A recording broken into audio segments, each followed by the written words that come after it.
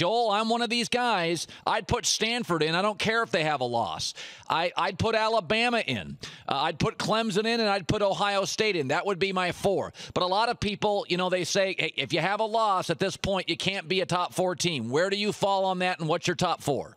Well, what I would ask you is, do you want my 4 most deserving, the four teams that deserve to be in the top 4, or I test best teams? Yes, if you were on a committee today and you said, I'm supposed to pick the 4 best teams, who would mine are Ohio State, Clemson, Alabama, and Stanford. Those are the 4 best teams I've seen. I would start with the same top 2 that you have, Ohio State, with the huge caveat that it's because of J.T. Barrett, okay? And you and I have been talking about this all year long. Since his inclusion into the starting lineup, they are a completely different team.